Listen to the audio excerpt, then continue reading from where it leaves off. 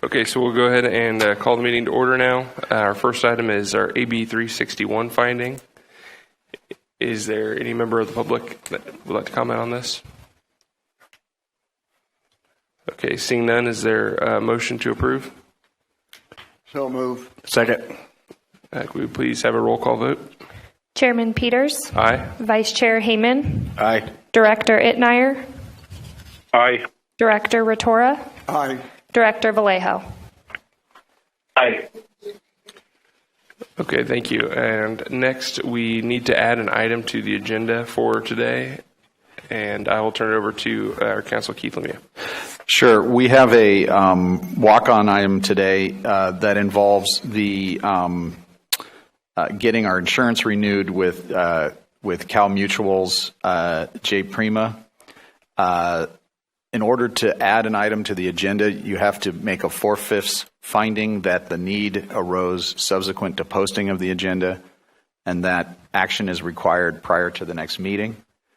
In talking with the executive director, I learned that this particular quote wasn't given to us for some reason until yesterday. So that was after posting the agenda, and it's necessary to approve this so we can make the first payment, which would be due prior to the next meeting. So on that basis, I would recommend that the board add this item to the agenda as an action item, and it would be added to, I would recommend we add it as 8F to the consent agenda. Great. Okay. Unless there's further discussion that the board would like to have on that. Okay, thank you. Is there any public comment on this item? Okay, seeing none, is there a motion to add this item to the agenda as item 8F? So moved. Thank you. Is there a second? I'll second. Thank you. Chairman Peters. Aye. Vice Chair Heyman. Aye. Director Itmeyer. Aye. Director Rotora. Aye. Director Vallejo. Aye. Okay. And our next item is public comment on closed session. Is there any member of the public wanting to comment on closed session items? Okay. Seeing none, we will now adjourn to closed session.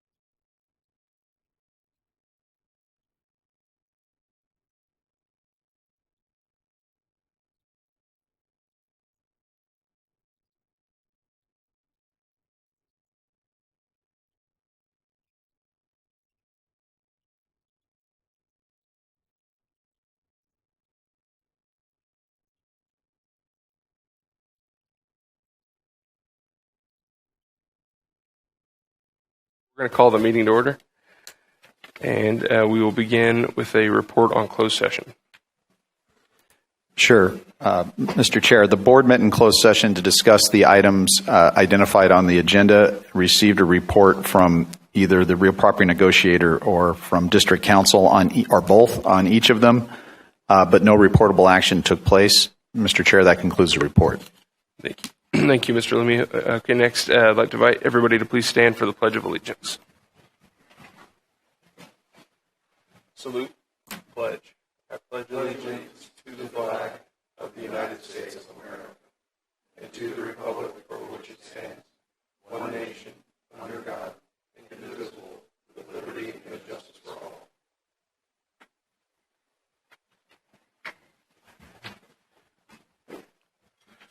Okay, and the next item, roll call.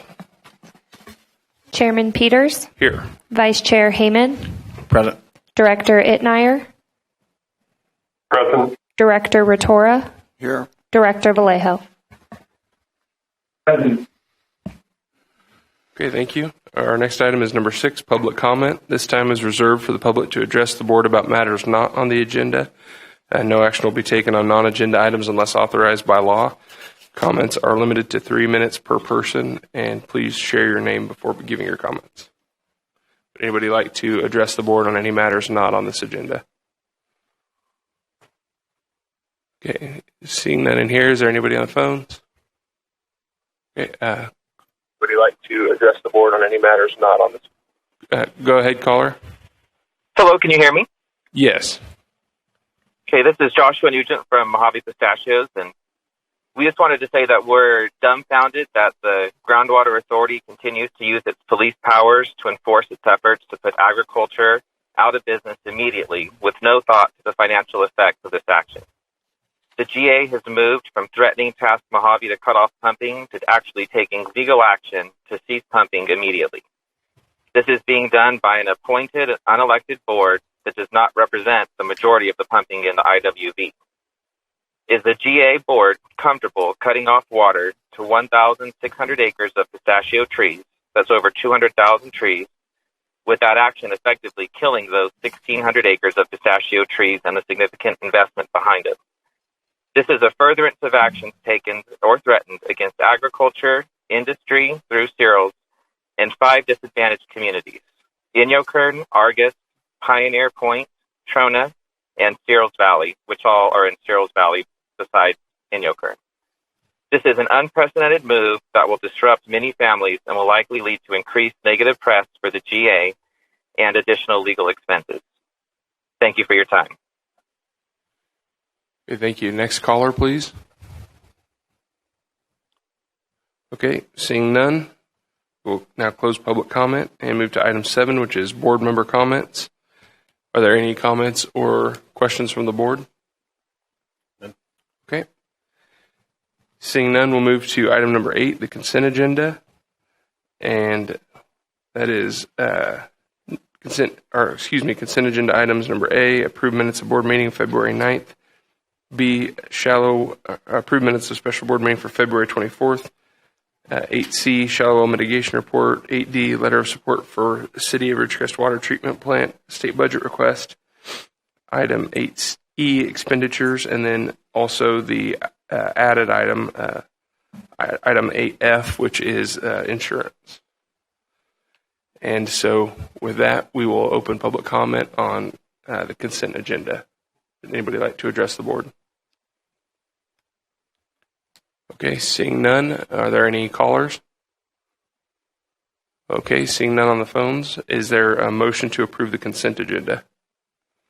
So moved. Thank you. Director Hammond, is there a second? Second. Thank you. Chairman Peters, Aye. Vice Chair Heyman, Aye. Director Itnire, Aye. Director Rotora, Aye. Director Vallejo. Aye. Motion carries. Thank you.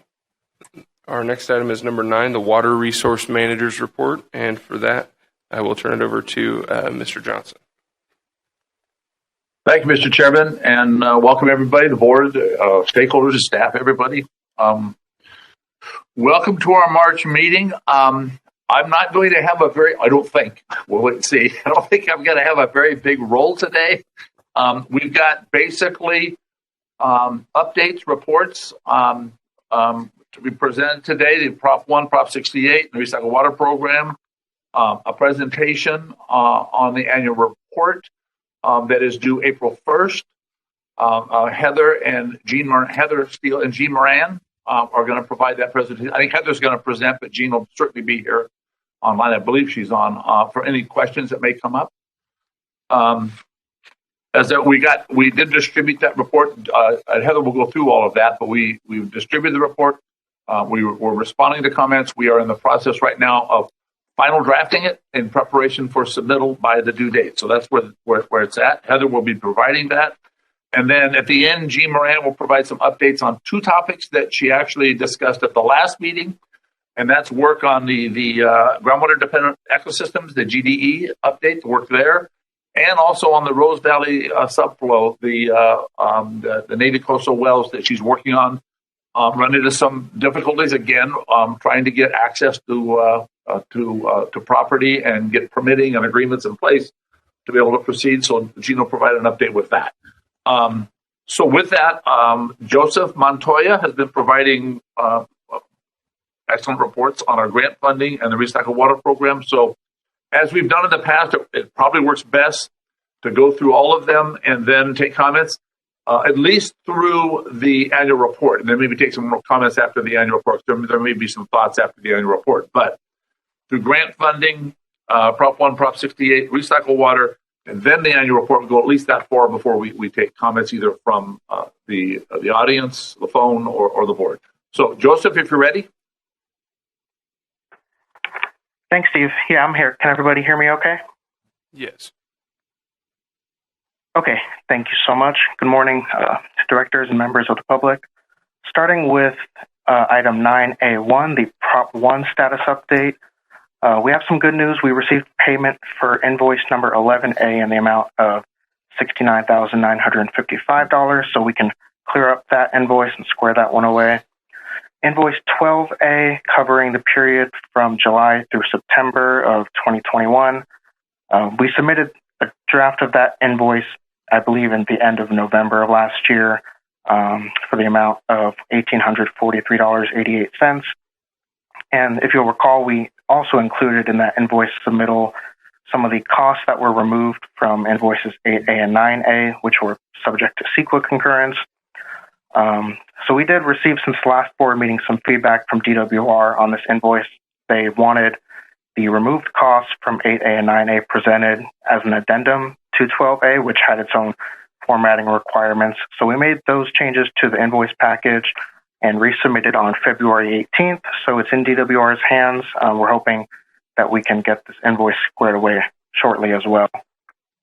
Now, we also submitted invoice 13A covering October through December of 2021. A smaller amount for this invoice, about $300 after retention. That was submitted on February 28th. And just for your information, because we're approaching sort of the closeout of our grant agreement and most of the grant work has actually already been completed, we're anticipating that the invoice amounts will be a little smaller, at least until we get our funding agreement amended with DWR, which I will be reporting on in the next slide. So that's the reason for this smaller payment amount. And we also submitted a progress report for invoices 13A and B on February 28th, covering both Prop 1 and Prop 68. So as I've mentioned, since we're closing out a lot of the grant work under Prop 1, other than the SDAC projects, which I will talk about in a few minutes, we are moving towards grant completion and final reporting. We have component completion reports that we'll be having to submit to DWR in the next few weeks or the next few months.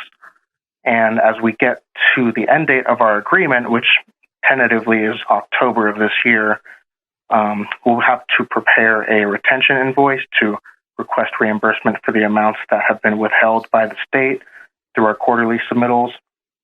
And again, as we get closer to October, we'll be preparing that retention invoice. So that's all I have for Prop 1. Now moving on to item 9A2, the Prop 68 status update. We have several invoices that are sort of up in the air, and I'll just walk through them one by one, starting with 10B. We reached out to our DWR grant manager a few weeks ago just to check up on the overall status of our invoices and our funding amendment. This invoice, the payment was processed in November, but based on recent email exchanges with April, we haven't received payment for that invoice yet. So we'll be following up with DWR on exactly what's happening with that invoice, but we should be receiving the payment shortly. We didn't receive any comments from DWR that would require us to resubmit. Invoice 11B for the amount of $3,552. That payment has been received, so that invoice is squared away. Invoice 12B in the amount of $31.58. We haven't received any word from DWR on whether we need to resubmit.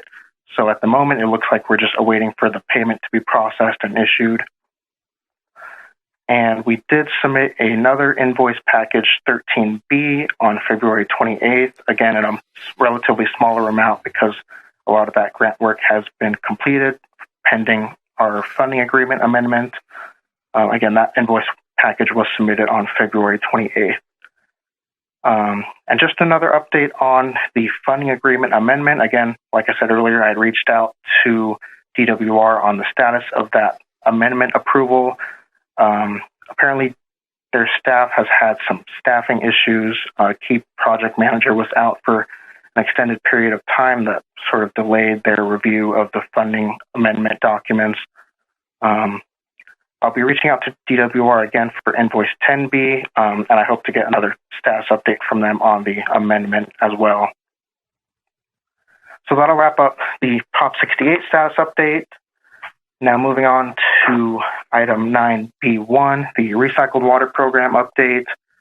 Yesterday we did release a draft of Section 4 to our technical team, which includes obviously Krieger and Stewart from the Water District, as well as Ron Strand and Mike Nunley representing the city.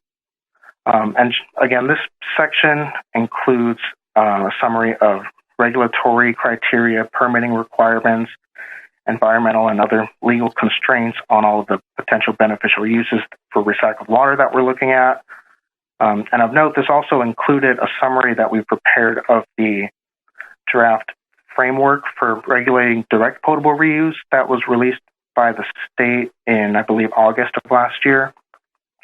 So we included a summary of that framework, but again, that because those criteria haven't necessarily been adopted in the California Code of Regulations, it's just a snapshot of what the regulatory criteria could look like for direct potable reuse. So again, we released that section to our technical team yesterday. We're hoping to get comments back within the next 2 or 3 weeks or so. And we were hoping, moving on to the next section, we were hoping to release a draft, just a few bullet points on what we anticipate doing as far as evaluation criteria and actually screening and comparing all of the beneficial uses. We're still working through that summary right now. We're hoping to release it to our technical team within the next week or so. And we'll, from that, be scheduling a call to go over what we're actually going to be doing as far as that screening and evaluation process, because that will be the real meat of our analysis. So again, next steps, we're hoping to schedule a call with our technical team to go over any comments on the regulatory section and how to proceed with the evaluation. And as I reported, I believe last month, we're hoping potentially to schedule a meeting with the regional board just to give them an overview of what we're looking at as far as beneficial uses of recycled water, the status of our analysis, obviously, and any concerns they might have with any of the potential beneficial uses in terms of water quality, implementation schedule, and things like that. So that's all I have, Steve.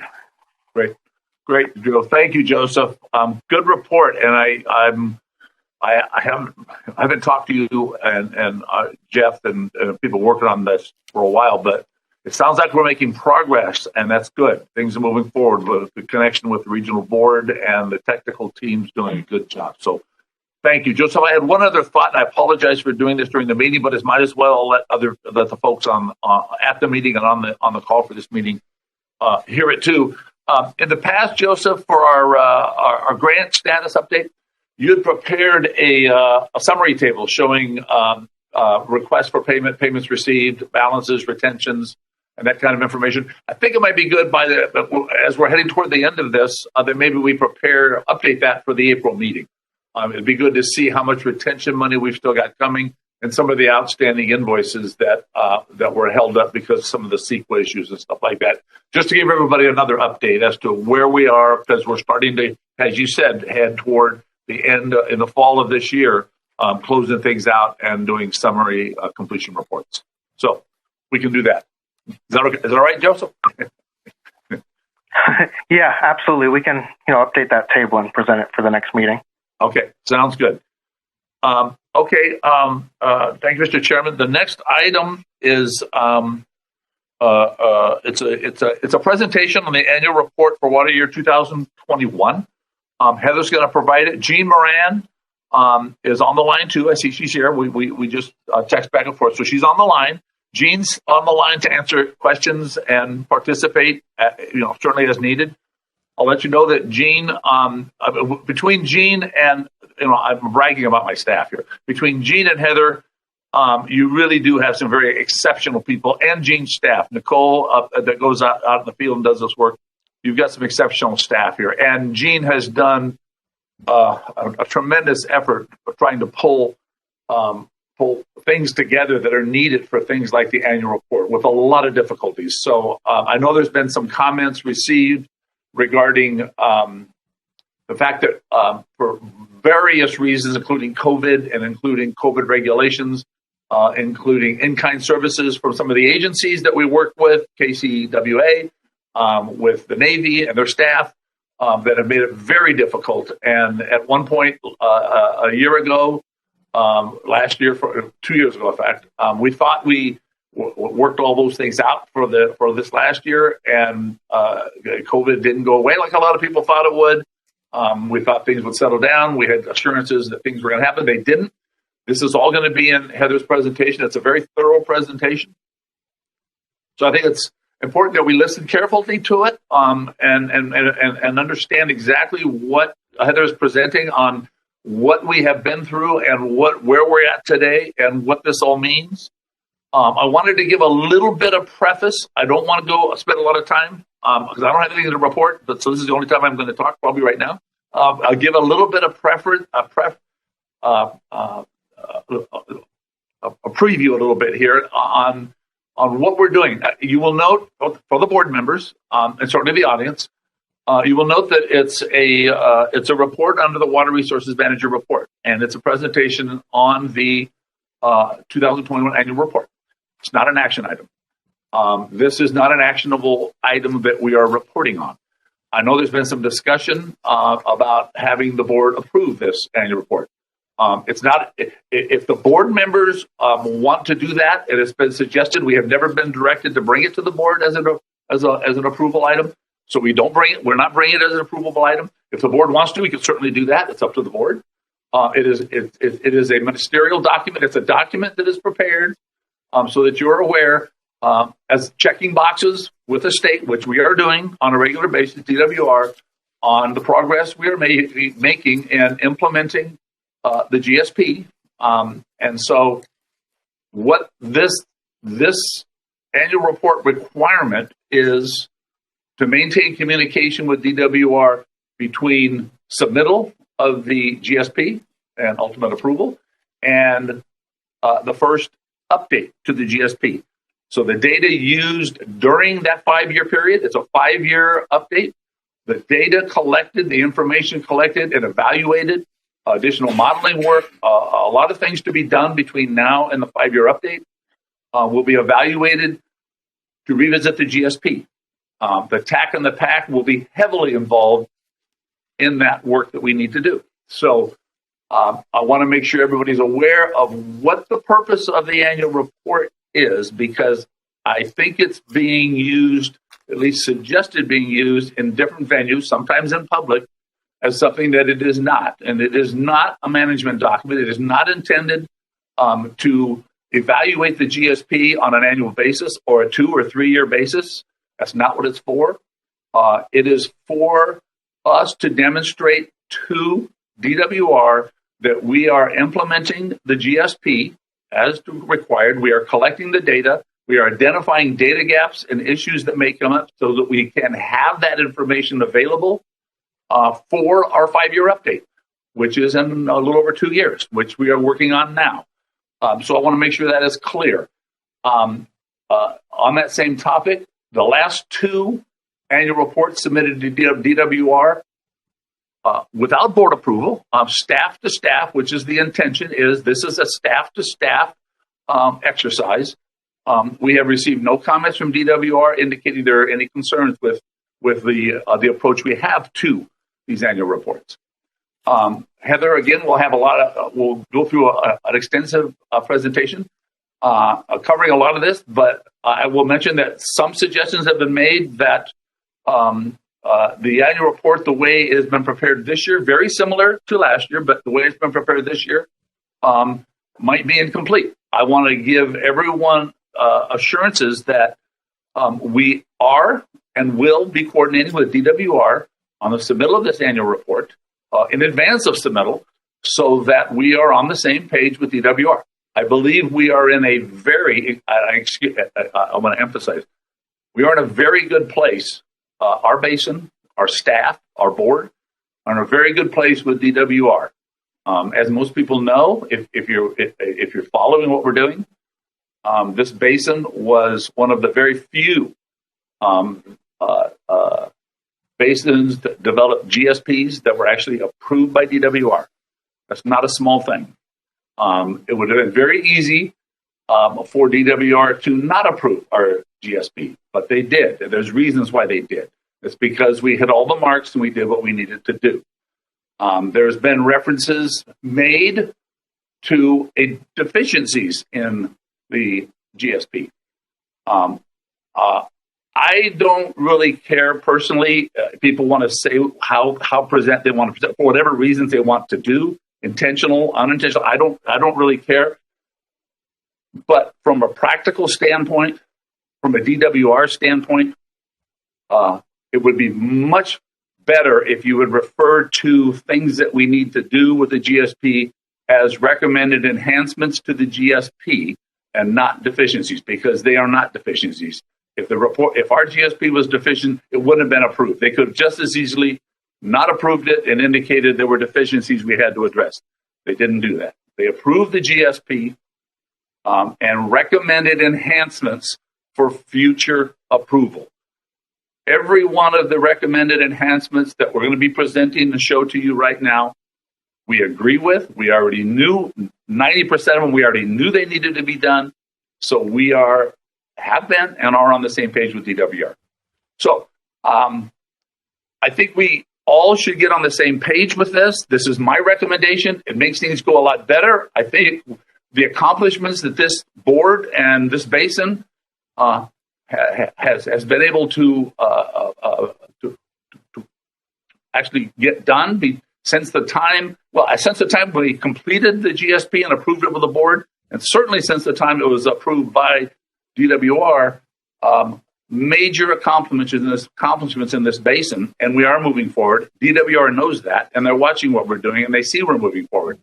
So we need to work together, continue to work forward, and get on the same page and understand that we are communicating with DWR. We are meeting all the DWR requirements. We are meeting with them and discussing our work and our approach to the work regularly, and we will be doing that with this annual report and as we go forward with the recommended enhancements to the GSP. So I wanted to get that information out there. Hopefully we can all get on the same page as to what we're doing and why we're doing it, and use the documents that we prepare for the right reasons and work toward our 5-year update and make sure we're on the same page. I will also commit, the last item for me anyway, is working through the recommended enhancements that we have for the GSP. One, the PAC will be hands-on involved. Two, the TAC will be hands-on involved. We will be hands-on involved throughout this work, and ultimately the board will be hands-on involved before we complete the update to the GSP and have to resubmit to DWR. So with that, I hope it addresses some things that have been floating around. We may be putting some more information out together for the public about some of these issues that are out there. But right now, we'll get back to the agenda. I think Heather is ready to do her presentation. It's a little bit long, but I think it's very, very good, very complete. And so, Heather, if you're ready. Sure. Thank you, Steve. That was a helpful introduction to that. As Steve said, this is the Water Year 2021 Annual Report presentation covering data and events that occurred during Water Year 2021 from October 1st, 2020 to September 30th, 2021. Next slide, which I believe is slide 5 in your packet. Some background. Steve hit on some of this already. This is a SGMA requirement to submit this annual report. The intended audience is the DWR staff there. We submit this report every year annually by April 1st to report on the previous water year. And the major components of the report, and these are the requirements of the report, are to report on progress towards achieving sustainability, groundwater elevation data, and water supply data. The status of these annual reports is listed here. This is the third annual report that we've completed. It was provided to the staff and the TAC for review and comments, and I'm going to talk more about that later in the presentation. We did receive very helpful comments. And to date, we have not received any DWR comments on the previous 2 annual reports that have been submitted to them. Next slide. The annual report is organized as follows. It includes an executive summary, a section on general information, progress towards GSP implementation and sustainability, hydrologic conditions, groundwater elevation data, water supply data, and other data collection and basin management tools. In addition to these report elements in this presentation, I'll also discuss the draft report, future groundwater level sampling that's going to be occurring soon, and continued tasks. Next slide, please. So starting with progress towards sustainability, the report does give an update on each of the projects and management actions that are presented in the GSP, and I'll walk through each of those projects. The first one is management action number 1 for allocations, transient pool, and fallowing program. In Water Year 2021, the board did adopt several resolutions and ordinances to keep continuing to make progress on this management action. The first one, Resolution 0420, established reporting requirements for new groundwater wells. Ordinance 420 established the requirements for meters to be installed. Ordinance 0520 increased the groundwater extraction fee to $105 per acre foot. And there were other various resolutions to direct non-compliant pumpers who hadn't been reporting their production and paying their fees. Those resolutions were adopted to try to encourage that compliance. Resolution 0121 revised the existing transient pool. It gave some more flexibility in how transfers could happen within the pool members, and that with approval, they could make transfers between other parties that were not in the transient pool as well. To date, though, no allocation transfers have been made, and no transient pool members have elected to participate in the fallowing program during Water Year 2021. Next slide, slide 8, please. For project number 1, imported water supply, Capital Core Group did identify options for water transfers and pursued potential funding sources. As you know, the board members receive updates and the public from Capital Core regularly. So you certainly have been seeing those updates from them. Also, a surface percolation replenishment study was authorized to begin. The purpose of that study is to identify locations for potential recharge basins so that we can assess feasibility to develop a surface spreading project. So work on the first draft of that phase 1 of the project did start and commence during Water Year 2021. We also applied for a Proposition 68 grant funding this past year, but that grant proposal was not accepted by DWR because the project that we proposed didn't include a capital improvement and construction component, which they required for that grant. Next slide. For progress on the recycle water policy or recycle water program, Resolution 02-20 was adopted, and that formally established and created the recycle water program. So, Water District is currently in discussion with the Groundwater Authority regarding participation in that program. So there's ongoing talks about that. An option agreement was also executed between the City of Ridgecrest and the GA. And a recycled water use alternative analysis is in progress. So the analysis is in development, and a technical working group was formed, and they have been meeting, I believe, fairly regularly. And that group consists of the Indian Wells Valley Groundwater Authority, Ridgecrest, and the Water District, and technical representatives from those agencies. Regarding project number 3, conservation, the SSTAT conservation program that's funded by Proposition 1 was continued to be implemented. The rebate program actually was completed during this past water year, and the leak detection program is still ongoing. And of course, we want to mention that the Water District does continue to implement their conservation efforts. Next slide, slide 10, please. Project number 4 is the shallow well mitigation program. This past year, there was continued program development that was worked out through the PAC and the TAC, and the shallow well impact report form has been adopted, and that's certainly excuse me that's certainly posted on the website and available for shallow well owners to submit their wells for consideration by the GA. But to date, no submittals of impacted wells have been submitted. Project number 5 is dust control mitigation. Project number 6, pumping optimization. For both of those projects, no work was completed in water year 2021. Okay, that is the update on the project and management actions.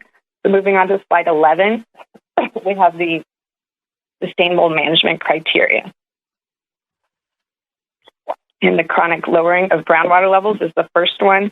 We do have 10 representative monitoring sites that were selected in the GSP, and those can be seen on our DMS as well. Currently, there's 6 representative sites that are above the measurable objective. There are 2 sites that are within the operating range between the measurable objective and the minimum threshold. Excuse me. There's 2 key sites that currently doesn't have enough recent data to have sustainable management criteria established. So that's ongoing work, and that's part of those corrective actions that we're going to be implementing with the GSP 5-year update. So currently, we don't have any concern that the first interim milestones will not be met in year 2025. Moving on to slide 12. The sustainable management criteria regarding loss of groundwater in storage. Excuse me, I have a throat tickle. Okay. Sustainable management criteria for loss of storage isn't evaluated each year. That's evaluated at the interim milestones and the 5-year increments. So we will talk about loss of storage later in the presentation. Okay, next slide, slide 13, regarding degraded water quality. The same thing as with chronic lowering of groundwater levels. There are 5 representative monitoring sites. There are 10 representative monitoring sites that have been established in the GSP. 5 of those are below the measurable objective. That's based on the last available data. 4 have limited data and need sustainable management criteria. And as I said, that is going to be established at the 5-year update. And 1 representative monitoring site is within the operating range between the measurable objective and the minimum threshold. Next slide. For land subsidence, just a review from the GSP.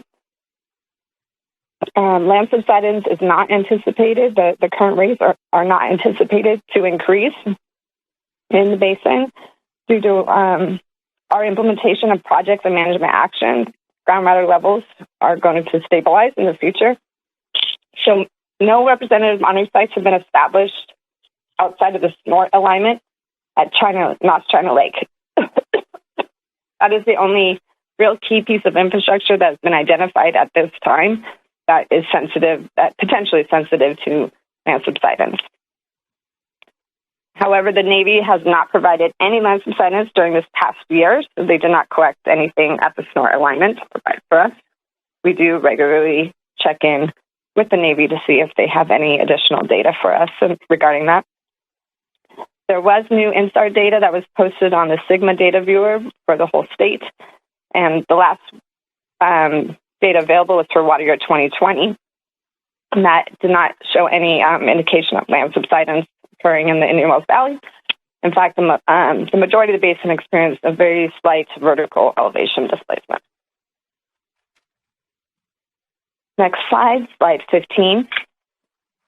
This table shows the water year types based on the precipitation at China Lake NAS Station. Each water year since 2015 is listed, along with their annual precipitation and the water year type. As you see for this water year 2021, the valley experienced 0.58 inches per year precipitation, which classifies that water year as a dry water year. Next slide. Moving on to groundwater elevation data. With regards to contours, the depth of water was measured at 88 wells in fall 2020 and 113 wells in spring 2021. Domestic wells were not sampled due to COVID-19 restrictions at that time with KCWA, and we'll talk more about that later in the presentation too. The KCWA did produce fall 2020 and spring 2020 groundwater elevation contours. Those two contours show the seasonal highs and the seasonal lows. And as requested by Judy Decker previously, KCWA also did produce fall 2020 and spring 2021 depth to water contours as well. And just some general facts about the conditions shown on the contours, that groundwater flows from the Rose Valley, the Sierras, the Argus Range, and El Paso sub-area towards the playa. And, of course, pumping centers form depressions. But these contours are drawn at 10-foot increments, so trends and changes are better displayed on the hydrographs. Next slide. Hydrographs have been developed for all wells in the monitoring program, and you can go and see all those on the DMS website, and also there's an attachment in the annual report that provides those hydrographs as well. Next slide, slide 18. This slide just provides to just sample hydrographs to show a little bit of a snapshot of what's happening at certain wells. The well on the left shows data for USBR 05. That well is in the northwest near an agricultural pumping center. This well does have a long period of record, as you can see, and you can see continued groundwater level decline all the way up to the current year. The graph on the right shows the George Air Corridor represented monitoring site. That's in the southeast on Navy property. That well is experiencing less severe declines compared to the USBR 5 on the left. However, it does show that declines and undesirable results are occurring even in areas with less groundwater production. Next slide. Okay, moving on to groundwater in storage. Current groundwater data sets, unfortunately, were considered insufficient for estimating and quantifying the total change of groundwater in storage for this year. So we did receive several comments on that of why that value wasn't quantified in this year. Those data collection issues are going to be discussed later and how we're resolving those. Given that partial data set, though, this annual report does limit the discussion of the change of groundwater levels to observe differences between water year 2015 and water year 2021. And that's what's going to be shown on the next slide, slide 20. Okay, so this figure shows the average annual groundwater level change comparing water year 2015 and water year 2021, so over 6 years. 93 wells have concordant data from both those years, water year 2015 and water year 2021. And those are the wells shown in this figure that have the gradation of colors between green. There's blue and greens, and then going into the orangish and reddish color too. So compared to last year, we actually have obtained more data. We're able to collect have more wells with concordant data. So it does show an increase of 46 wells compared to what we were able to present in last year's annual report on this figure. So the greatest decline of groundwater levels does occur in the northwest area, where you can see those are there's more orange and reddish colored groundwater monitoring wells, and then also in the south and southwest area. Those are near major pumping centers. So as you would expect, we see the largest amount of decline there. And in areas primarily in the El Paso sub-area, you can see that there was no observed decline, where there's the blue dots there. The black dots shown throughout the basin there are monitoring wells, though, that do not have data either from water year 2015 or water year 2021, so they don't have data for both years. And we do want to note that this is when you look at these figures, the ranges shown for each of these color dots. These are shown in feet per year, but these are over a 6-year change. So the highest amount, this orange, which is 1.5 feet per year, over 6 years, that equates to 9 feet of loss of a decline in groundwater levels. So that's not insignificant at all. Okay. Next slide. Slide 21. This table shows the estimated groundwater extraction and data for this past water year. It's based on the reported groundwater pumping data, primarily reported for compliance with the extraction fees. It's divided by water use sector. Those are the sectors that are required by GWR to submit in that format. And it shows the reported pumping and then estimated pumping, which sometimes is slightly different. For example, the last one, domestic wells don't report their pumping, but they are included in the estimated pumping. So the total water year 2021 estimated pumping is 20,800 acre feet. But as a reminder, these values are estimates. They're primarily based on current data or historically reported values.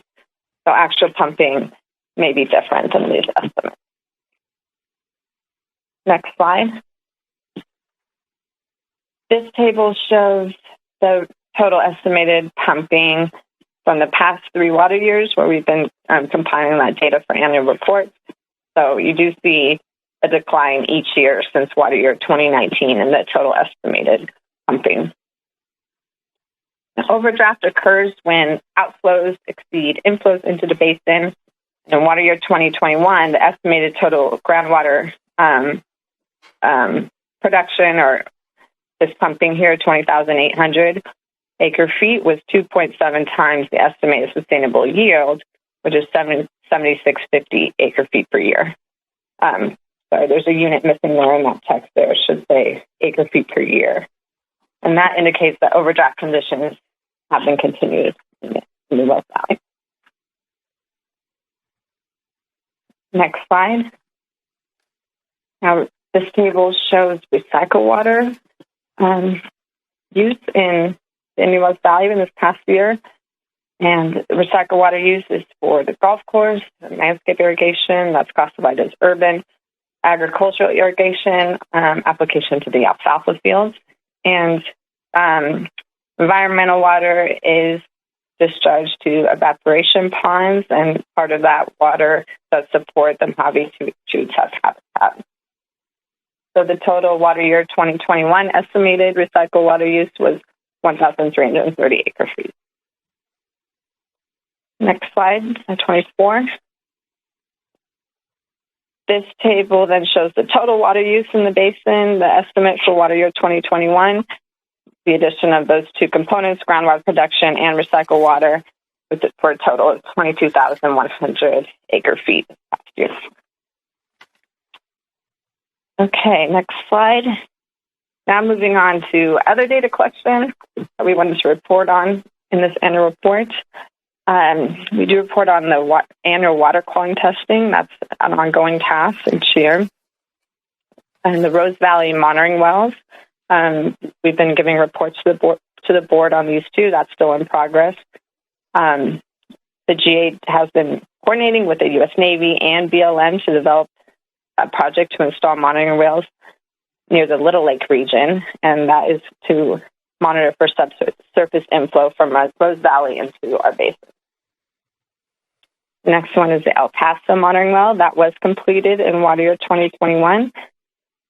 That well was due to an agreement, a TSS agreement with DWR to drill and construct a triple nested monitoring well in the El Paso basin. That was completed in March 2021.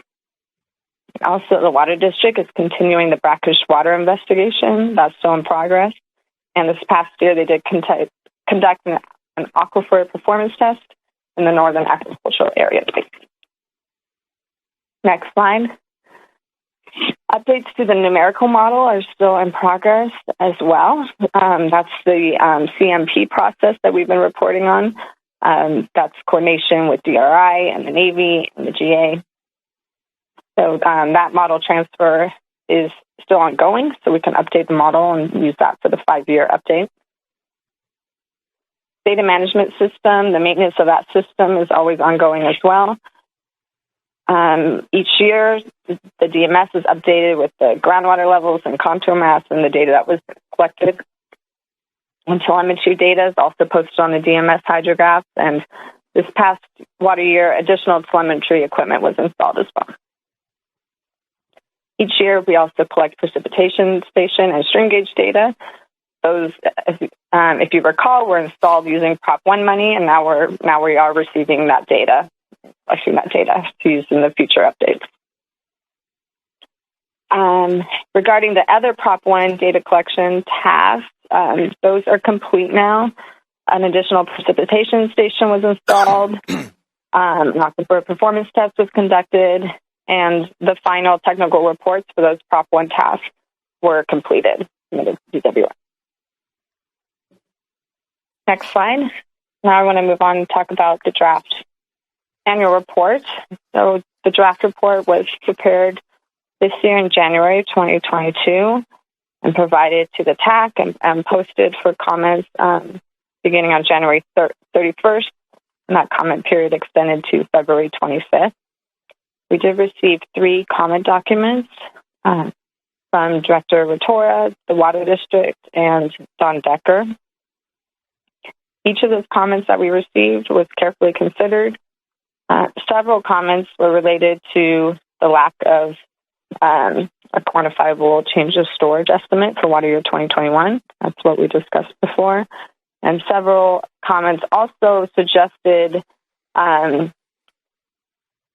things that would equate more to a change in the GSP, and those are more suitable to be addressed in the 5-year update than the annual report. The annual report would not be the place to make a change to the GSP. Next slide. So we are finalizing the draft, incorporating the comments we received. These are some of the changes that you'll see in the final draft. The since it was distributed, we did receive the Navy production data, so we were able to finalize all those production estimates that I previously reported on. We are including additional attachment describing the monitoring program more in detail and what wells are included in that monitoring program. We've added a figure showing the land subsidence, and the next 3 points just different. In response to the comments we received, we're adding additional information regarding data collection related to groundwater levels that are going to be used to estimate groundwater changes in storage. And we clarified the sustainable management criteria and made several minor then additions and corrections and clarifications in the text based on comments we received. Next slide 29.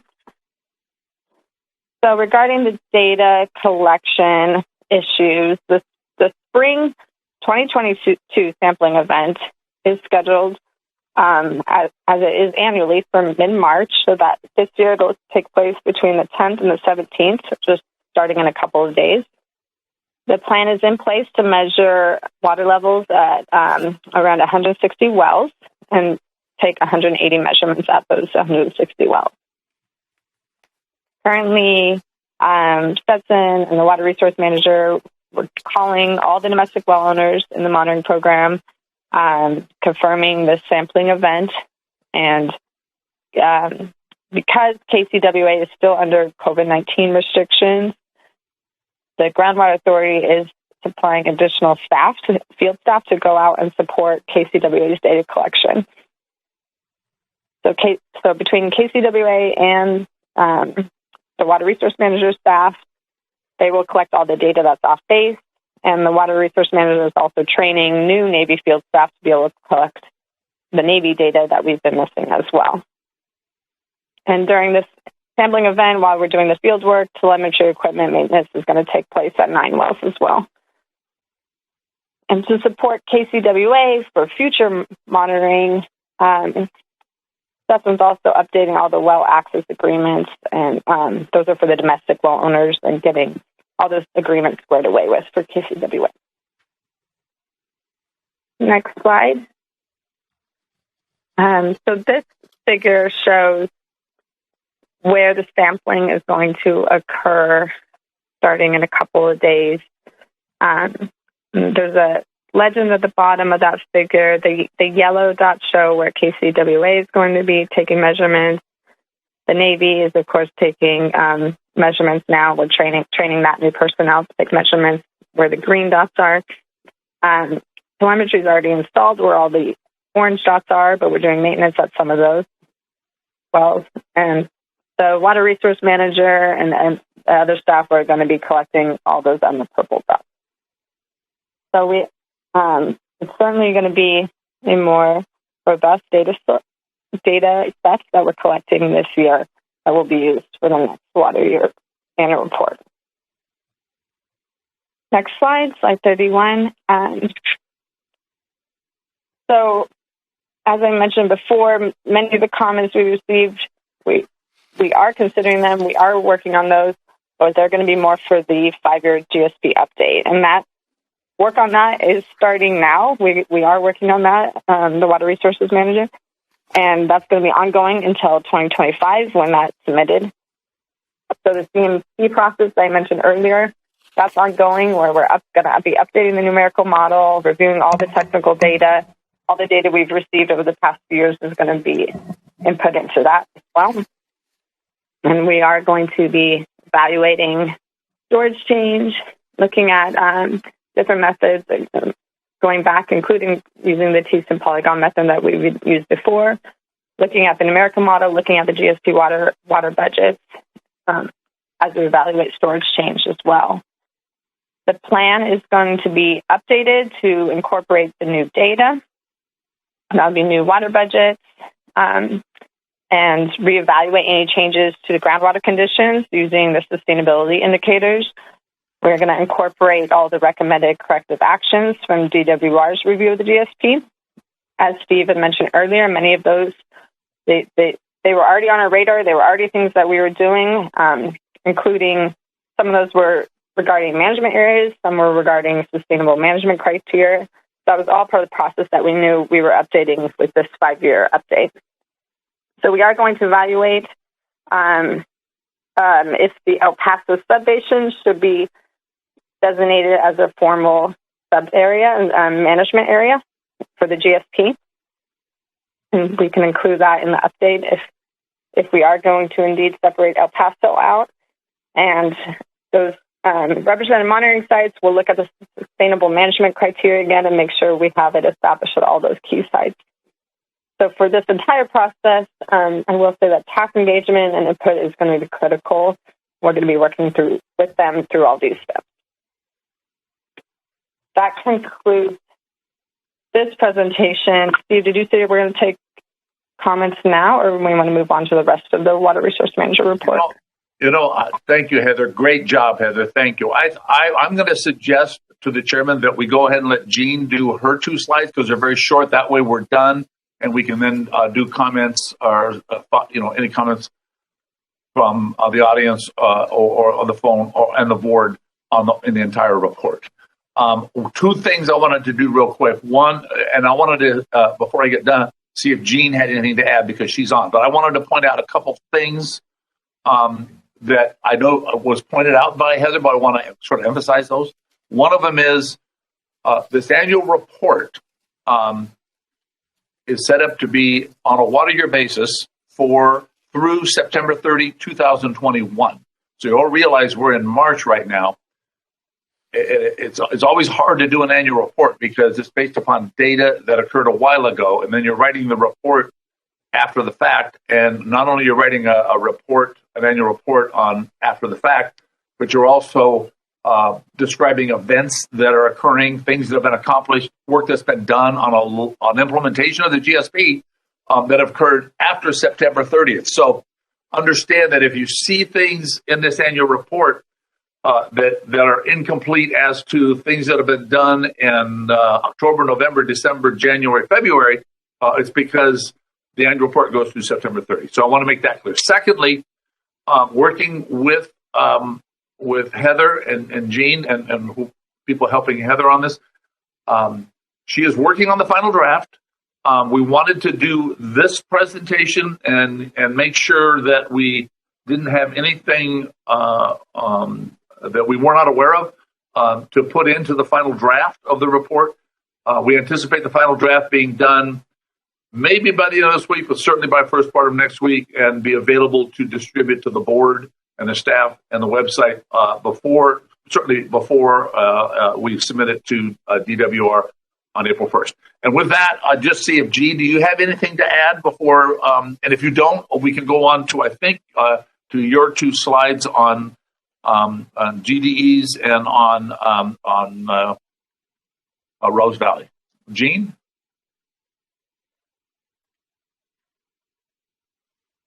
Jean, you might be muted. I don't know.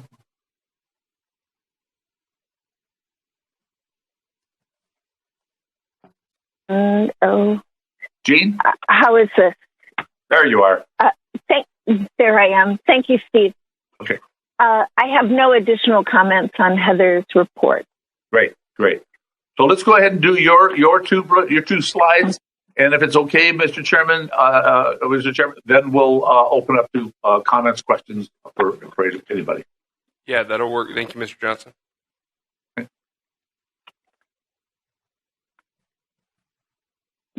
The first slide that I'm going to present is on the status of the 2 data gaps that we are currently working on.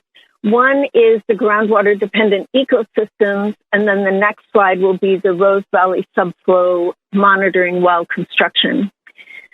With the groundwater dependent ecosystems, the Navy's biologists went out at the end of last week to evaluate the 4 additional sites that were identified last summer as potential sites for GDE monitoring. He is still working up his evaluation, and we should be able to report on that on the next board meeting. We will at that time look to see which wells we can pair with the GDE vegetation, or see if we need to construct any wells to monitor for groundwater levels in those areas. The next slide. The last meeting, I said that we would be drilling on February 21st. The contract with the Navy was not fully in place by that time, so we needed to postpone the drilling. What we have done in the last month is on the 15th, BLM approved a variance request with well construction maps. Those were sent out to TAC members who are following the placement and construction of the Rose Valley subflow wells. The other piece that was put into place is BLM issued a right-of-way notice to proceed. Carol signed this agreement with BLM. It required having a biologist go to the site and confirm that there were no nesting sites. I had a phone conversation with the Navy contracting office yesterday. The paperwork is currently under technical analysis. They're expecting that analysis to be completed by the end of this week, and then it will go to the contracting office next week. It appears, I'm not promising that we would be in the field by the end of March to start constructing these two wells. And that would be under our permit with BLM. We would be in compliance with BLM on that. And that is what I have for our update for this. I'll turn it back over to you, Steve.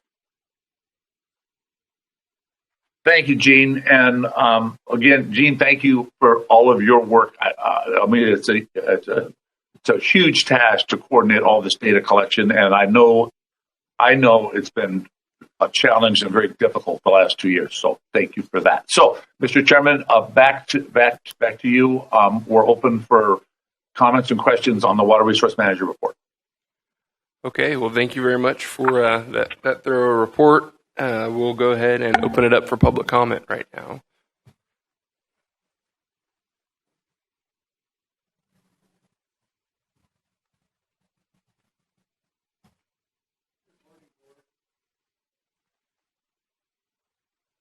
Good morning, Board. For the record, I'm Don Decker. I'd like to say to the Stetson crew that there's no question that a huge amount of work went into the report as it exists now. The report that I did give to Steve a couple days, 3 days later than it was supposedly due, was the most critical report I think I've ever written in my life, and I had a very hard time writing it. I've never seen a report that has as many missing pieces as that report. Some of it has been offered as a COVID issue, but the field measurements required for depth of water measurements are in the open, and there isn't any social distancing issues connected with it. It's an artificial thing. And to the extent that Stetson was aware of the current water agency's difficulties with their regulations, 2 years in a row is inexcusable in my humble estimation. It produces a data gap that cannot be recovered. And we've got decades of well measurements. Now we've got 2 years in a row with incomplete measurements. I do fully congratulate Stetson for stepping up here, and you guys should too, to repair this spring set of measurements, which was a suggestion I made in my report. They may have thought about it on their own, but there it is, and we can be thankful for Stetson stepping up. The thing is that I think I disagree with Steve on, and it's up to you to decide what your point of view is. The annual report being written with an emphasis on DWR requirements, to the extent that it doesn't provide a summary that would be useful to the public or to this board to guide the program. There is no other summary. And leaving out pieces for whatever reason that are related directly to the sustainability progress is it's an area that just absolutely needs to be looked at. And one of those areas is there is no attempt in this report to calculate basin storage loss, nor has there been in previous reports. You have no way to know whether you're really heading towards sustainability or not unless you can see that a curve that shows that basin loss. And part of the problem, of course, is incomplete data. And part of that problem is that there are areas in this basin, it's about a third of the total area, actually, and I'm not talking about El Paso here, I'm talking about the main basin, that do not have monitoring wells at this point. The Southwest, which is the area that the water district is heavily pumping, is not properly monitored in the well set that's being used to calculate, for example, storage loss. One of the critical wells is the old Inyo well, which is on the west side of the district's pumping area. It has data that goes back 50 years. It's dry, and it's dry because of pumping. It needs to be re-drilled, and I've pointed that out for 5 years. Mr. Decker, I appreciate your comments, and we have your report here, but we're already about 2 minutes over that 3-minute mark, so could you please bring your comments to a close? I'm right at my finish. The aspect of additional monitoring wells absolutely needs to be addressed, and we're not talking about $1 million wells like EP1. We're talking about relatively shallow wells that reach the groundwater. And my report stands on itself. I realize it's very strong, and there is not a word I'd change at this point. Thank you. Thank you. Thank you. Could we have our next speaker, please?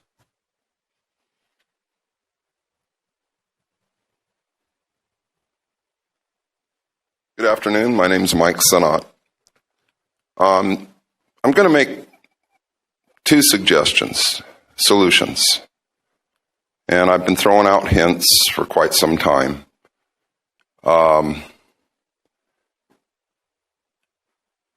There's a good possibility that Kern County could solve this problem by working with the farmers and arranging for an exchange or trade for property on the other side of the mountains.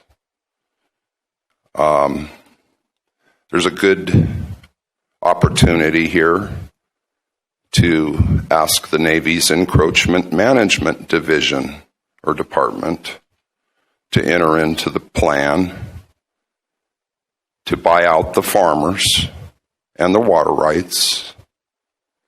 And there's a good opportunity here to bring Paso geothermal into the formula. Rose Valley is a sub-basin of the Indian Wells Valley.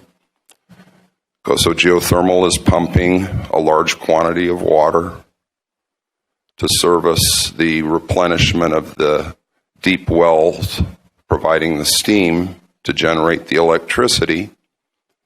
Paso geothermal has recently been given $15 million a year, or at least the Navy has been given $15 million a year for water and energy security projects.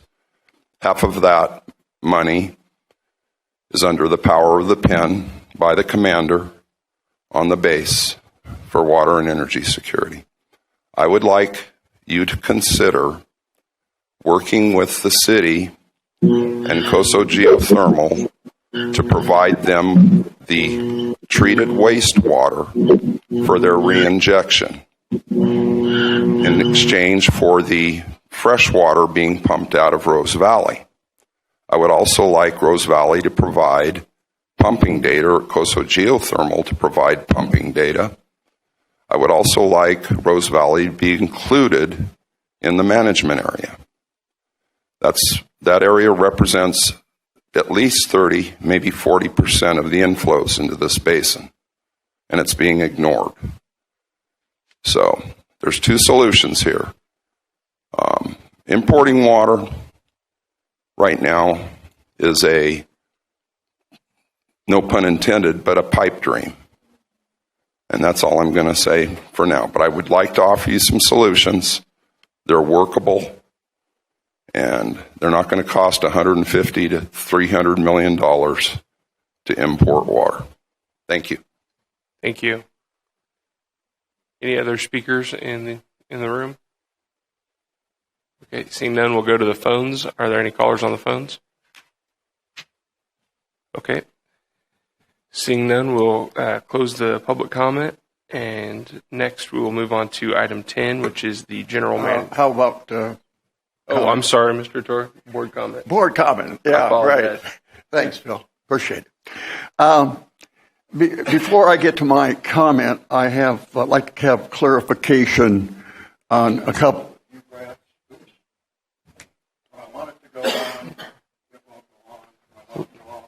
Well, before you start, Director Arturo, looks like we might have somebody call in late on the phones. Go ahead, caller. Hello? Hello. Go ahead. I have to mute my TV.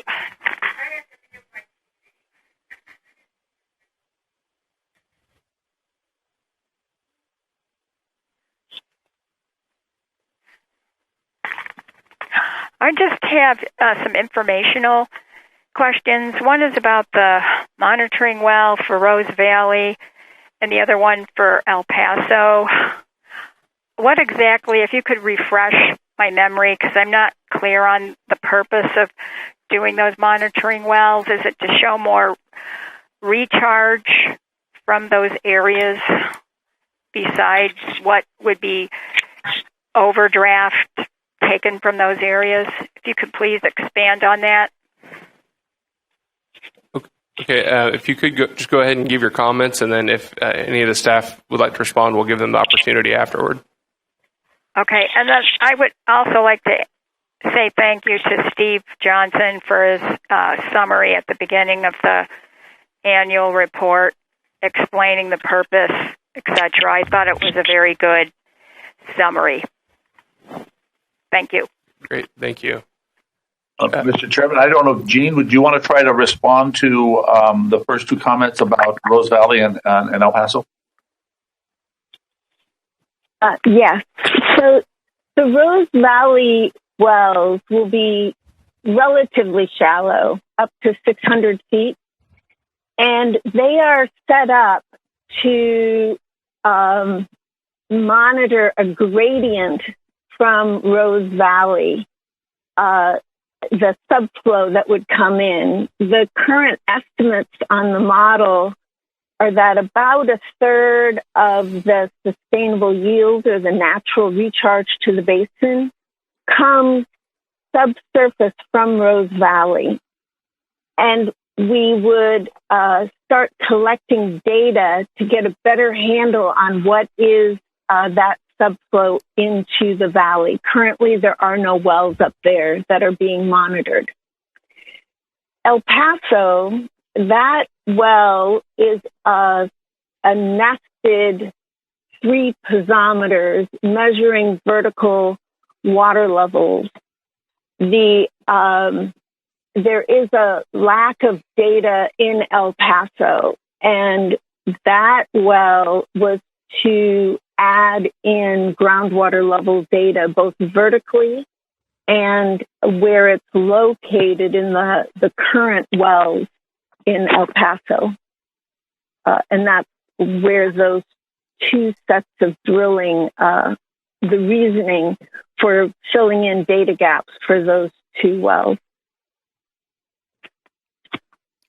Okay, great. Thank you. Okay, we'll now conclude public comment, and I will refer back to Director Rotorua. Thank you. First of all, I would like to have clarification on 3 or 4 slides. And I believe the first one is your slide 5. It's the top of my slide 3 under background for Sigma requirements.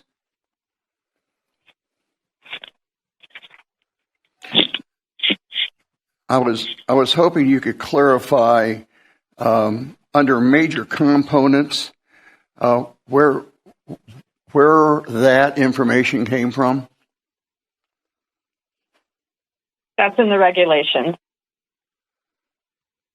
Which can you be more specific? The GSP regulations that outline what's required in an annual report. Okay. Well, to be more specific, I guess I should probably. When I read Water Code 10728 or the equivalent Title 23 Regulation 356.2, I get a different set of components. And specifically, just so that I don't make you guess, what I'm referring to is I see a requirement to identify the change to water in storage. And I'm wondering why in your list you do not include that particular item. That's part of groundwater elevation data.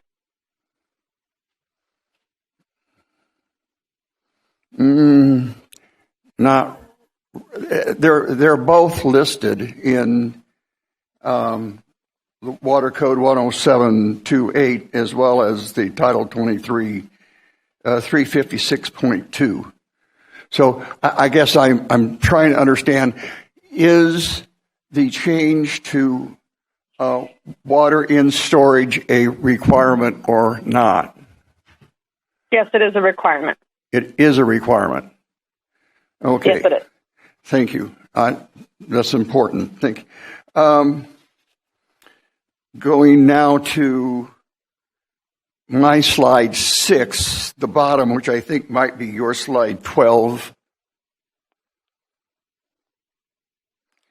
It talks about the sustainable management criteria, loss of groundwater in storage. Could you clarify what you're really saying here?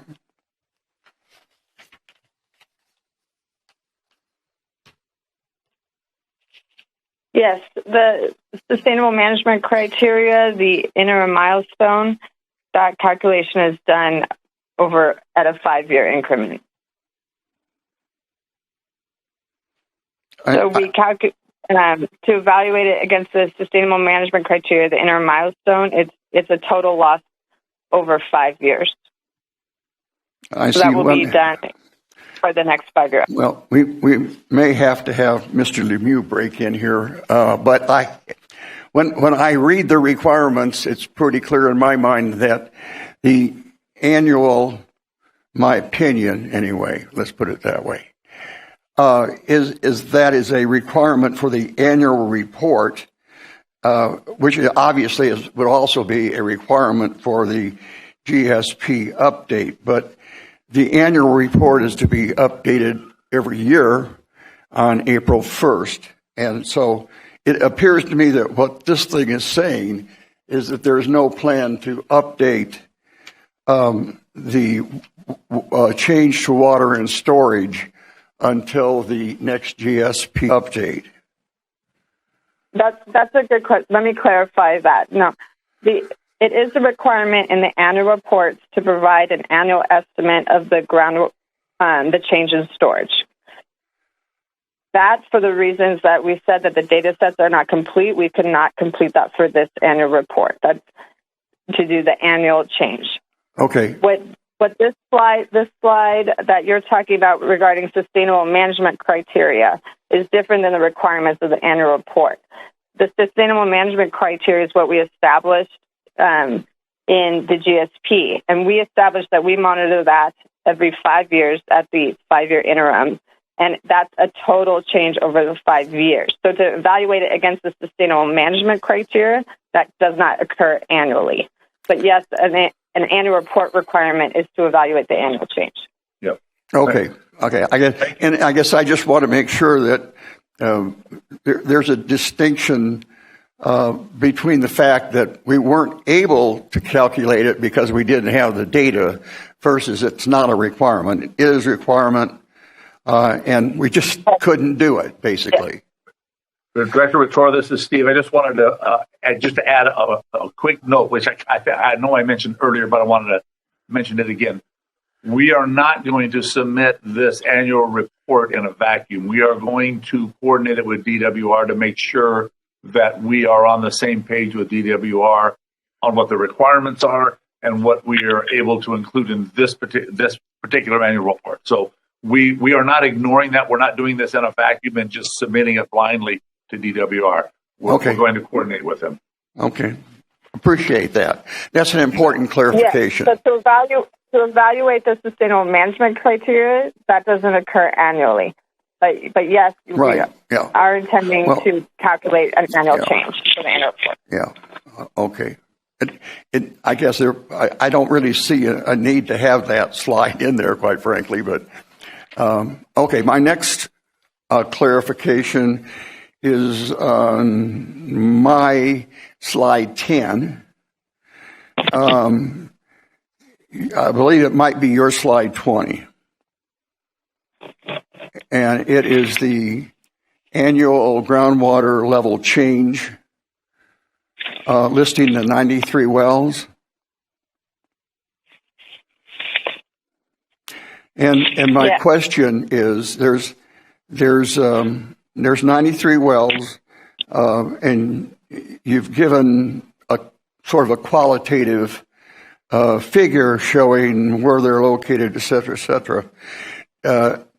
Do you know what the mean of those 93 wells are, or is the mean? Pardon me. Well, the mean and the median, I guess I'd like to know.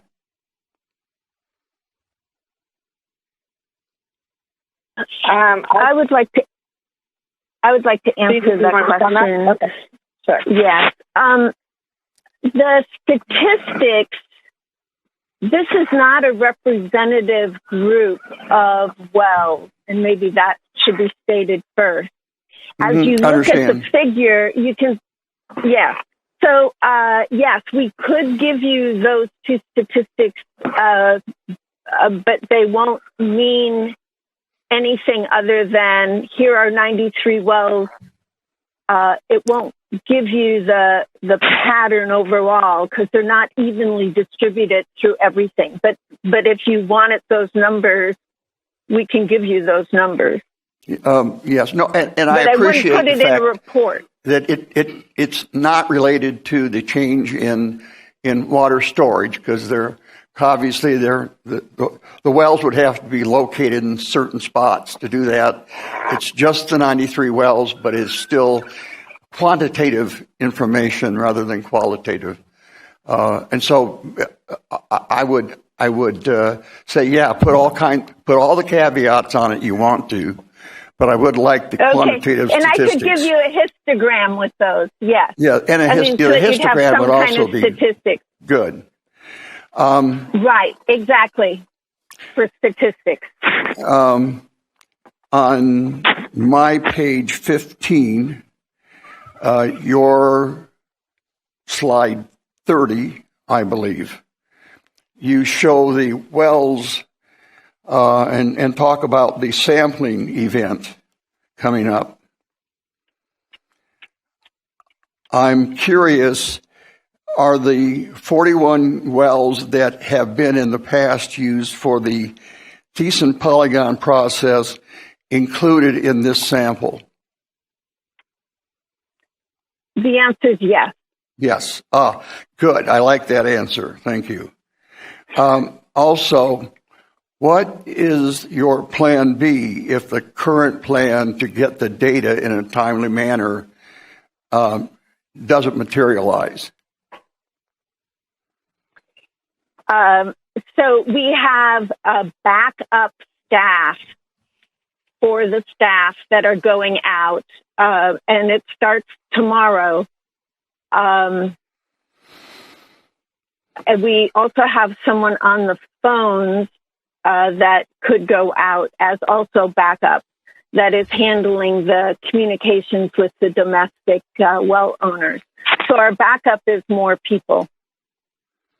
Okay. And thank you, Gene. And Director Retry, if I want just a quick clarification because I think it's helpful. When we talk about COVID, I want to make sure it's clear that when we talk about the COVID impacts, it's not necessarily the field impacts. It was the impacts associated with the regulations being implemented by the Navy and by KCWA on their staff and their inability to get out there and do the work.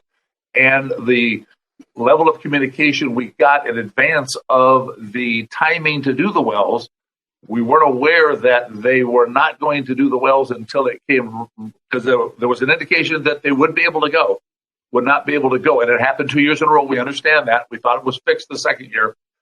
But the problem was COVID regulations with the in-kind services we get. The other issue in the field is that some of these wells are on private property, and the ability to coordinate with private property owners to get access to the property in this community is sometimes very difficult. They're fenced. Many of them have animals or dogs or things, and unless you make arrangements and they're cooperative, it makes it difficult to get. So we're addressing all those. We're understanding. We've learned a lot over the last couple of years, and Gene is working on those. So I just wanted to clarify that the COVID, for example, the COVID issues weren't a fact that we were afraid to go in the field. This office has stayed open straight through COVID. We never stopped. We never closed the office. I never stopped coming to work. Our staff never stopped coming to work. So COVID has not affected what we do. But the agencies we work with, especially public agencies, there have been serious impacts. So, okay, and actually, I think your report actually, or the slide above it, I think it makes it clear that you've done a lot of work getting ready for this next year. I would, however, like to suggest that if the in-kind effort that's associated with this doesn't work, what we need to do is eliminate the in-kind effort and go with someone we pay to do the work that we know is going to get the job done on time. Agreed. And understand that may work for KCWA, not so much at the Navy, because we've got to get access, and we're going to have cooperation one way or the other. So, but I do appreciate that, yes. Okay. Well, and Stan, I would like, there's one more piece, is that this conversation literally started last GA board meeting between you and I, and this is what we put together at that time, because we reached out to KCWA, had a conference call proactively to determine that they weren't really able to measure any more than the ones that are yellow on this map. So we put in a plan for all the purples, and we had already put a plan in with the Navy for the greens to train their staff.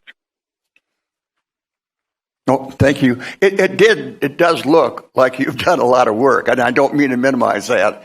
I just have this feeling that, 2 years in a row, we've not got the wells read. And we just cannot, under any circumstances, allow that to happen a third year. Correct. Okay, and I appreciate the clarifications I really do. And I think on that standpoint, we are on the same page. So I appreciate that. Now for my comment, I cannot endorse any report that the Water District has not been given time to review. Consequently, I cannot endorse the report in the draft form. I am, however, eagerly awaiting to see the final draft, the final document. My primary concern with the report is it ignores the change in water in storage, as you probably suspect. As a Water District board member, I have two principal responsibilities. The first one is to solve the basin overdraft. The second is to protect the wallets of the 30,000 ratepayers while doing so. We currently have two data points to establish the magnitude of the overdraft. The initial estimate is in the GSP, roughly 25,000 acre-feet per year. A more recent measurement comes from the Water Year 2019 annual report, giving a 4-year cumulative overdraft of 22,000 acre-feet, or an average of 5,500 acre-feet per year. In my mind, the overdraft is probably somewhere in the middle, and I'm not going to conjecture where I think it might be. Don't think anybody knows. We cannot, however, ignore the discrepancy between the GSP and the 2019 annual report any longer. These numbers need to be reconciled. Since the overdraft drives the replenishment fee, it is critical to get a credible estimate that has a reasonable level of confidence. Lastly, it's important to understand that we cannot ever expect to control the overdraft until we are able to measure the overdraft. I understand from my staff, that is the Water District staff, that there are multiple mathematical formulations, processes, including the Stetson process, that would allow us to actually calculate that change in storage. And that's something that my feeling is we really need to do. In fact, I don't want to wait until the next year's annual report. My feeling is we need to get that done as soon as possible. And that, of course, was the reason why I asked if the 41 wells from the that are used in the Thiessen polynomial approach were in that sample. So with that, I thank you, and I'm complete. Thank you. Are there any other questions from the board? Mr. Chairman, this is Steve. I just want to make one quick clarification on Director Ratora's comments. I want to make sure people are aware that there is a difference between change in storage and overdraft. Okay, change in storage is a result of overdraft. Okay, but overdraft and change in storage are two different things. They're connected, but they're two different things. Heather presented overdraft by showing our estimated pumping compared to our established and agreed upon through the TAC sustainable yield. So overdraft directly relates to pumping in excess of our sustainable yield. That is overdraft. And understand that the way we are operating today, we are getting pumping information pretty much on a voluntary basis. People are reporting their own pumping. If you looked at the tables that Heather prepared, it shows from prior to 2019, significant reductions in pumping, especially in the agricultural category, where we have issues with some of the ag pumpers on their reporting and on their payment of the replenishment fee. So a full understanding of overdraft, we still don't really have. These are estimated based upon the information we have, but overdraft is pumping above the sustainable yield. Change in storage is something we are going to use to manage the basin, and it's based upon the best information we have to measure it, which Director Ratora correctly pointed out. We have limited locations. Don Decker pointed out very clearly, we have areas where we don't have good information. So we need to get that information also.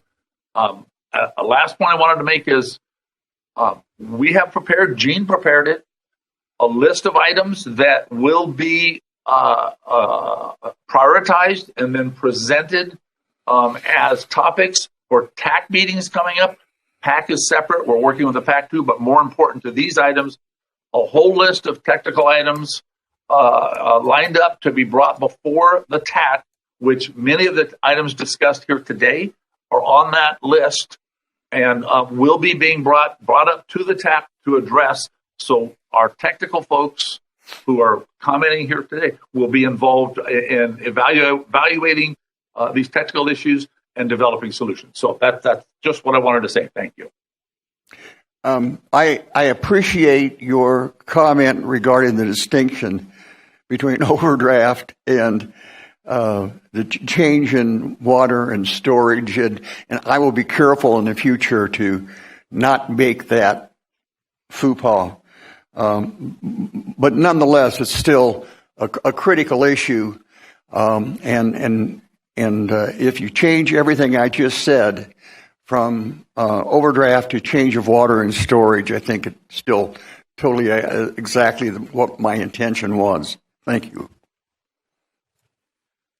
Okay, thank you. Are there any other questions from the board? Any comments? Okay, seeing none.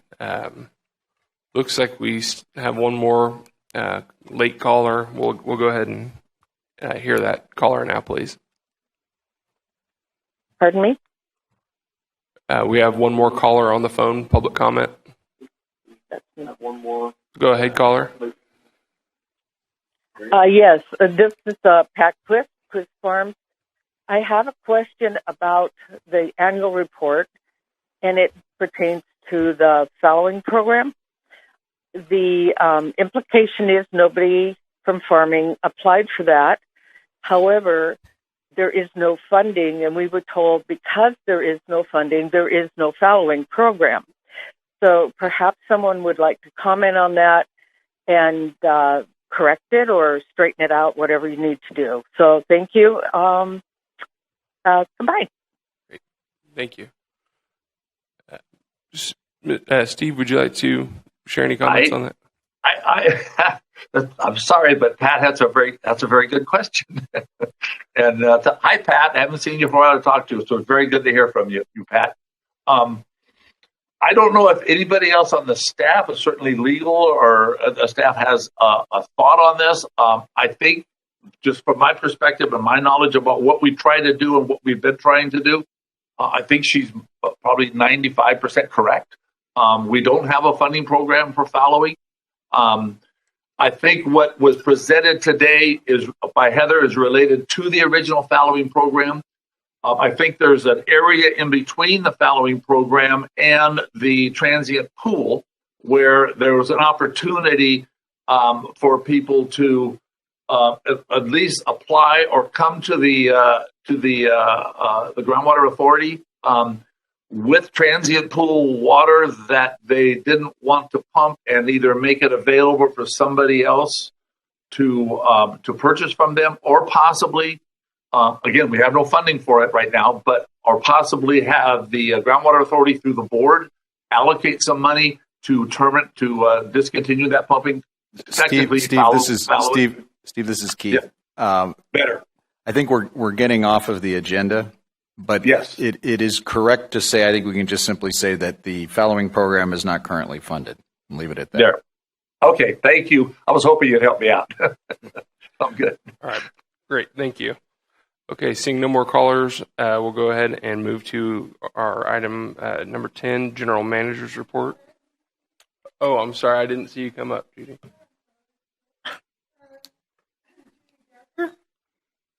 I have some comments on the annual report. While it is currently not public in the sense that it will be posted on the GA website, it will be when it's sent in. And if a casual reader reads it, especially the slides the comments on the wells, the 10 wells being measured both for water depth and water quality. One could construe from those two slides that we don't have a problem, that really everything is sort of okay. But we know it's not. And you've talked a lot about change in storage. And I will remind the board that this didn't start in 2015 with the creation of the Sigma law. We know we have been in overdraft, thus we have less water in storage for at least 60 years. That's older than some of you are. How much is left? What quality is it? We don't know, but the longer we take to find out, the one thing we do know is that there will be less down there. Thank you. Right. Thank you.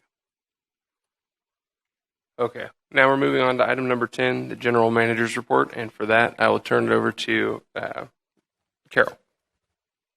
Thank you, Mr. Chairman. I'll be able to keep this pretty brief, I think. First item is the monthly financial report. You'll see that you actually have 2 months of financial reports in there. We have January as well as February. And not only do we have our normal budget to actual report and our outstanding obligations, but you'll see that we have added a new report, a new page, and it is our cash balance sheet. And I think hopefully you'll find this helpful because our budget to actual only shows the current year budget and receipts, revenues, and expenditures. But our cash balance statement will show you what we've accumulated because, of course, we're accumulating funds to be able to move ahead with our imported water purchase or our plans for augmentation. So I think you'll find that helpful. And you'll see, as I said, you'll see both January and February's reports in your packet. Next item is our monthly report from Capital Core Group. There's a written report in there for you to read at your leisure. I think the highlight that I'm going to point out for you is that we did submit our application for the Sigma IP grant, which you authorized last month. And that's that $6.7 million grant. We had a great meeting with the DWR staff too to move that along, and we hope to have a grant agreement executed hopefully by the end of April. So we'll see how their progress goes. And finally, I added on the agenda the update on the communications and engagement plan, just to let you know that we're looking at the recommendations from the PAC, and we thought they made some great suggestions and recommendations for improvements. We're going to be prioritizing those, putting a plan together, and I'll use the opportunity here in my report to give you periodic updates on our progress there. And that's all I have, unless you have questions. Great. Thank you very much. Are there any members of the public that would like to comment on the General Manager's Report?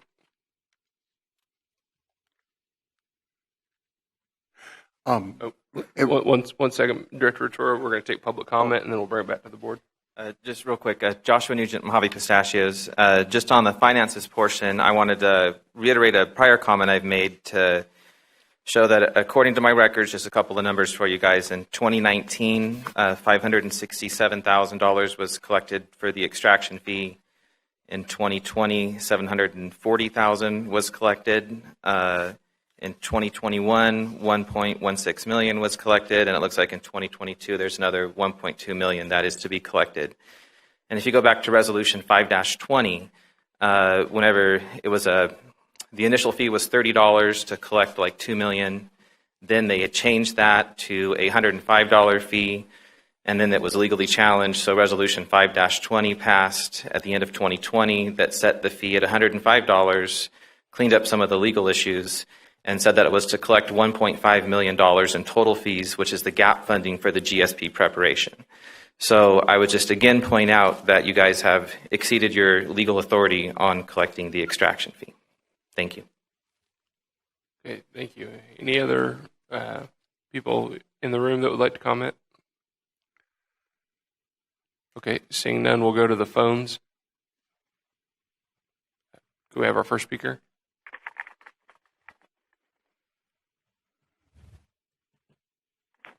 Hello? Yes, go ahead, caller. Yeah, this is Renee Westerlusk. I just have a question regarding I forgot what the title is. It says interpayment funds or something, and it still shows the water district, $500,000. I thought that was paid off. So let's take a look at that, Renee. And let's see, I think you're looking at the interfund loan section of the outstanding obligations. Is that right?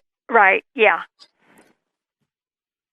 And so what that reflected was that it's just an interfund loan. The water district did get paid back by basically withholding its payments, and it's just reflected as an interfund loan because the extraction fund has to pay it back to the augmentation fund. Oh, okay. And then what about the county? We're still having to pay the county for the advanced funds, correct? That's correct. We're just starting to pay that this year. And in fact, the board authorized its first installment on that repayment at this meeting. So we're going to be making quarterly payments. There's a schedule there in the packet here in the financials. So it'll be repaid by the end of the year. Okay. Thank you. Mm-hmm. Okay, any other callers on the phone? Okay, seeing none, we'll close public comment and bring it back to the board. Thank you. Just a quick question on hoping we could get a quick status update on the audit. How's it coming?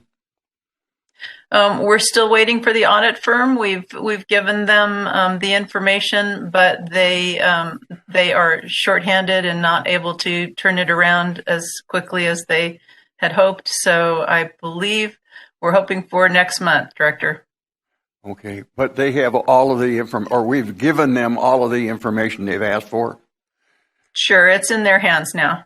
Okay, great. Thank you. Any other comments or questions from the board? Okay, hearing none. That takes us to item number 11. Our next meeting will be held. Mr. Chairman, this is Steve. Could I ask a quick question, please? Sure thing. Go ahead. Carol, I had to leave for just a second, came back. Did you give the board an update on our call with DWR on the IP grant funding? Just briefly, Steve, I said that we had submitted the application and we did have a great meeting with them, and we're hoping to have the agreement executed by the end of next month if they're on schedule. Okay, I just want to make sure the board and the audience was aware that it was a great meeting. The DWR staff was impressed with the application. That they had no changes to the application. We were prepared to make changes for final submittal. They had no changes. Everything was in good shape, and so I think that's a huge testament to the Groundwater Authority that we're getting that application in on time with DWR staff support. So it's a good step. Yep. Okay. Okay, thank you. Our next meeting will be held April 13th, 2022. And with that, this meeting is adjourned.